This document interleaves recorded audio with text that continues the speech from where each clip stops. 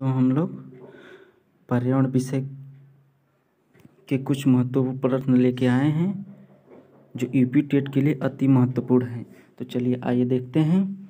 संचालन समिति के अध्यक्ष हैं डॉक्टर राजेंद्र प्रसाद। संचालन समिति के अध्यक्ष हैं डॉक्टर राजेंद्र प्रसाद। अगला है प्रारूप समिति के अध्यक्ष हैं डॉक्टर भीमराव अंबेडकर। अगला है संघीय संविधान या संघीय शक्ति के अध्यक्ष कौन है? पंडित जवाहरलाल नेहरू। अगला है झंडा समिति के अध्यक्ष डॉक्टर राजेंद्र प्रसाद। अगला है प्रांतीय संविधान समिति के अध्यक्ष हैं सरदार वल्लभ भाई पटेल। अगला है संविधान सभा के अस्थायी अध्यक्ष कौन है? डॉक्टर सच्चिदानंद सिन्हा। अगला है संविधान सभा के अस्थायी अध्यक्ष डॉक्टर राजेंद्र प्रसाद हैं। अगला है बलवंत राय मेहता समिति त्रिस्तरीय जो 1957 में। अगला है अशोक मेहता समिति द्विस्तरीय जो 1977 में। अगला है राष्ट्रपति मुख्य न्यायाधीश सुप्रीम कोर्ट का जो मुख्य न्यायाधीश होता है उसके समक्ष शपथ लेता है कौन? राष्ट्रपति। और त्यागपत्र किसे देता है? उपराष्ट्रपति को। राष्ट्रपति जो होता है सुप्रीम कोर्ट के मुख्य न्यायाधीश के समक्ष शपथ लेता है और अपना त्यागपत्र राष्ट्रपति को देता है। अगला है राज्यपाल हाई कोर्ट के मुख्य न्यायाधीश के समक्ष शपथ लेता है और अपना त्यागपत्र किसे देता है? राष्ट्रपति को। राज्यपाल जो होता है हाई कोर्ट के मुख्य न्यायाधीश के समक्ष शपथ लेता है और अपना त्यागपत्र राष्ट्रपति को देता है। अगला है लोकसभा अध्यक्ष। ये शपथ नहीं लेता है लेकिन त्यागपत्र अपना उपाध्यक्ष को देता है। अगला है संविधान की 8वीं अनुसूची में 22 भाषाओं को मान्यता प्राप्त की गई। संविधान की 8वीं अनुसूची में 22 भाषाओं को मान्यता प्राप्त है। अगला है राष्ट्रपति बनने के लिए आयु 35 वर्ष है। राष्ट्रपति बनने के लिए आयु 35 वर्ष है। उपराष्ट्रपति बनने के लिए भी कितनी है? 35 वर्ष। और राज्यपाल बनने के लिए भी आयु कितनी है? 35 वर्ष। इन तीनों के लिए 35 वर्ष है। राष्ट्रपति बनने के लिए आयु 35 वर्ष, उपराष्ट्रपति बनने के लिए 35 वर्ष और राज्यपाल बनने के लिए 35 वर्ष। अगला है 73वां संविधान संशोधन में पंचायती राज व्यवस्था है। 73वां संवैधानिक संशोधन में पंचायती राज व्यवस्था है और 74वां संवैधानिक संशोधन में नगर पालिका है। 73वां में पंचायती राज, 74वां में नगर पालिका है। चलिए आइए देखते हैं अगला टॉपिक हमारा क्या है? जीवाणु से होने वाले रोग कौन कौन है? Tetanus, typhoid, TB, pneumonia, diphtheria, हैजा, कुष्ठ रोग, प्लेग। जीवाणु से होने वाले bacteria tetanus, typhoid, TB, pneumonia, diphtheria, हैजा, कुष्ठ रोग, प्लेग। अगला है वायरस विषाणु से होने वाले रोग एड्स, डेंगू, पोलियो, पीलिया जिसे जॉन्डिस कहते हैं, फ्लू, चेचक और रेबीज है। अगला है कवक से होने वाले रोग अस्थमा, गंजापन, खाज। अगला है प्रोटोजोआ से होने वाले रोग मलेरिया, पायरिया, पेचिस, काला ज्वर। अगला है चलिए कुछ महत्वपूर्ण दिवस हैं इसके बारे में देखते हैं। खेल दिवस 29 अगस्त, शिक्षक दिवस 5 सितंबर, ओजोन दिवस 16 सितंबर, विश्व पर्यटन दिवस 27 सितंबर, विश्व रेबीज दिवस 28 सितंबर, हिंदी दिवस 14 सितंबर, बायोस्फीयर दिवस 21 सितंबर, विश्व शांति दिवस 21 सितंबर। अगला है चलिए आइए देखते हैं कि कौन सा अधिकार किस देश से लिया गया है। तो मौलिक अधिकार और उपराष्ट्रपति के पद अमेरिका से लिया गया है। मौलिक अधिकार और उपराष्ट्रपति का पद अमेरिका से लिया गया है। अगला है संसदीय प्रणाली और विधि निर्माण, ये दोनों कहाँ से लिया गया है? ब्रिटेन से लिया गया है। संसदीय प्रणाली और विधि निर्माण ये दोनों कहाँ से लिया गया है? ब्रिटेन से लिया गया है। अगला है समवर्ती सूची का प्रावधान और प्रस्तावना की भाषा, ये दोनों कहाँ से लिया गया है? ऑस्ट्रेलिया से। समवर्ती सूची और प्रस्तावना की भाषा ये कहाँ से लिया गया है? ऑस्ट्रेलिया से लिया गया है।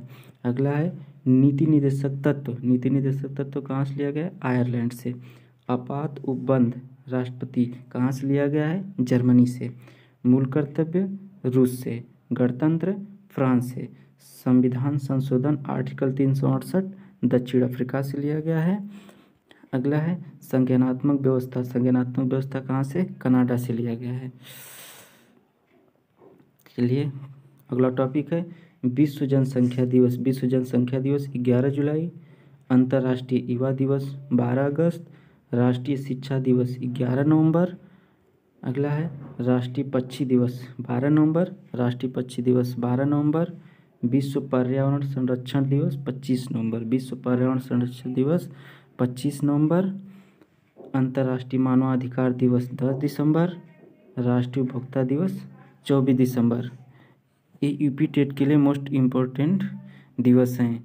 आइए देखते हैं अगला टॉपिक हमारा क्या है। क्षेत्रफल की दृष्टि से सर्वाधिक वन मध्य प्रदेश में है और क्षेत्रफल की दृष्टि से ही सबसे कम वन हरियाणा में है। क्षेत्रफल की दृष्टि से सर्वाधिक वन मध्य प्रदेश और क्षेत्रफल की दृष्टि से सबसे कम वन हरियाणा में है। अगला है प्रतिशत की दृष्टि से सर्वाधिक वन मिजोरम में और प्रतिशत की दृष्टि से सबसे कम वन हरियाणा में है और ये सब भारत में है। अगला विश्व में सर्वाधिक वन रूस और भारत का स्थान 8वें पर है। उत्तर प्रदेश में सर्वाधिक वन कहाँ है? सोनभद्र में। उत्तर प्रदेश में सर्वाधिक वन कहाँ है? सोनभद्र में।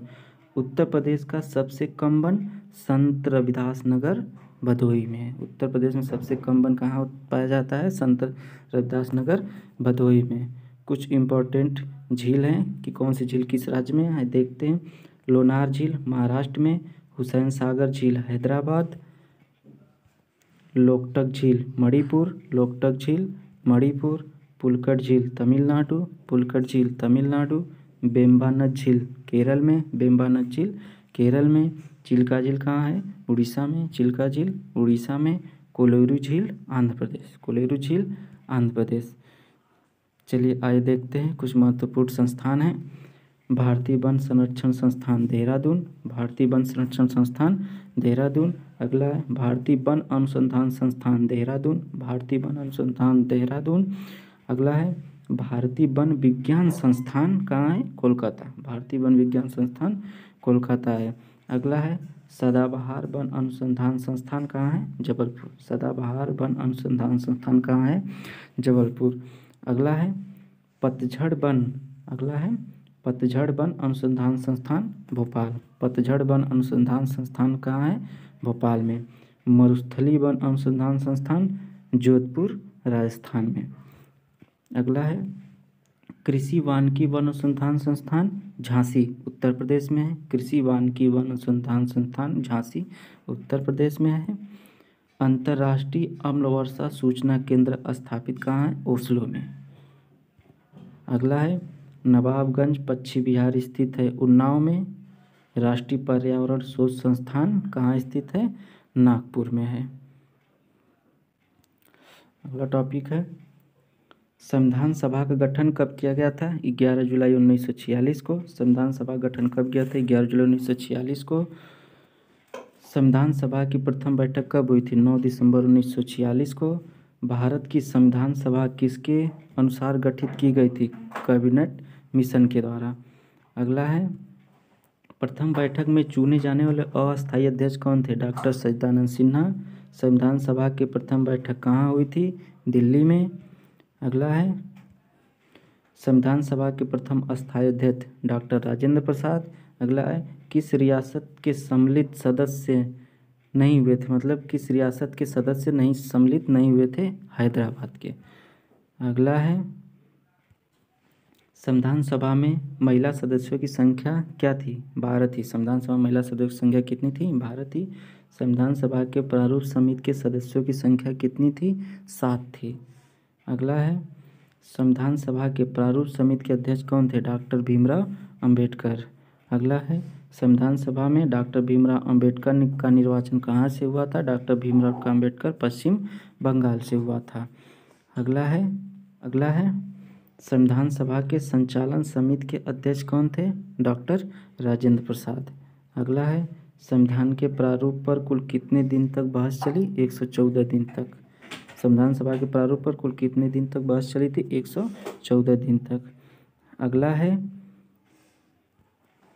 संविधान निर्माण प्रक्रिया में कुल कितना समय लगा था? मतलब संविधान बनने में हमारा कुल कितना समय लगा था? 2 वर्ष 11 माह 18 दिन।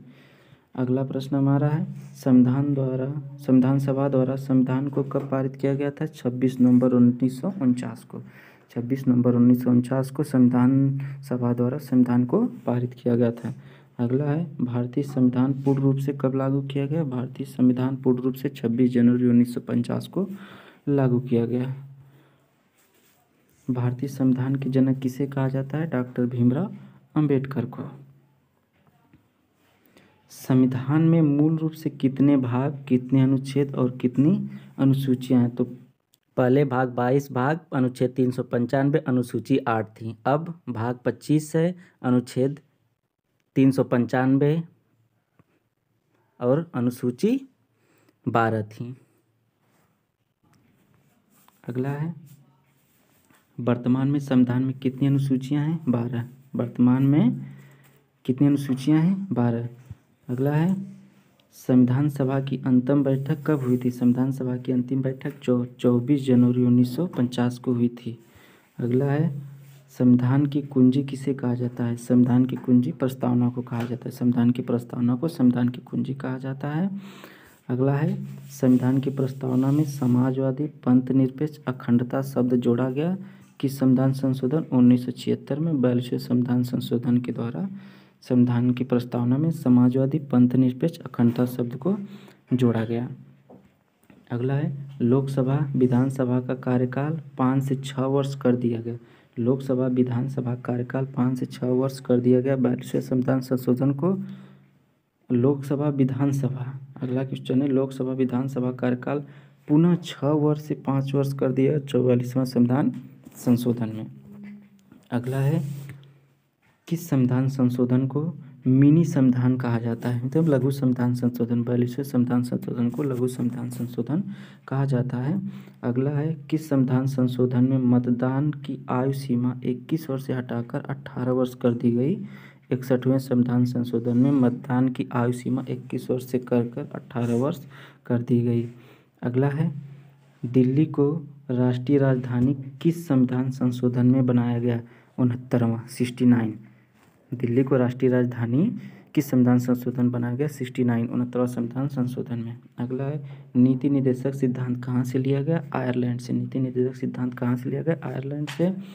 अगला है मूल अधिकार कहाँ से लिया गया? अमेरिका से। मूल अधिकार कहाँ से लिया गया है? अमेरिका से। संविधान संशोधन की प्रक्रिया किस देश के संविधान से ली गई? दक्षिण अफ्रीका से। अगला है संसनात्मक प्रणाली किस देश से ली गई है? ब्रिटेन से। मौलिक कर्तव्य किस देश से लिया गया है? मौलिक कर्तव्य किस देश से लिया गया है? रूस से। मौलिक कर्तव्य रूस से लिया गया है। अगला है संज्ञानात्मक व्यवस्था किस देश से लिए गए हैं? कनाडा से। संज्ञानात्मक व्यवस्था किस देश से लिए गए? कनाडा से। अगला है भारतीय संविधान में कितनी भाषाओं का उल्लेख है? 22 भाषाओं का। भारतीय संविधान में कितनी भाषाओं का उल्लेख है? 22 भाषाओं का। आठवीं अनुसूची की संख्या कितनी है? 12 है। 8वीं अनुसूची की संख्या कितनी है? अनुसूची की संख्या कितनी है? 12 है। अगला है राज्य व केंद्र शासित प्रदेशों का उल्लेख किस अनुसूची में है? प्रथम में है। राज्य व केंद्र शासित प्रदेशों का उल्लेख किस अनुसूची में है? प्रथम अनुसूची में है। अगला है पदाधिकारी वेतन का उल्लेख द्वितीय अनुसूची में। पदाधिकारी वेतन का उल्लेख द्वितीय अनुसूची में है। अगला है केंद्र राज्य संबंध व बंटवारा 7वीं अनुसूची में है। भाषा का उल्लेख 8वीं अनुसूची में है। दल बदल कानून किस में समाहित है? 10वीं अनुसूची में है। अगला है 7वीं अनुसूची में कितनी अनुसूची हैं? 3। संघ, राज्य, समवर्ती।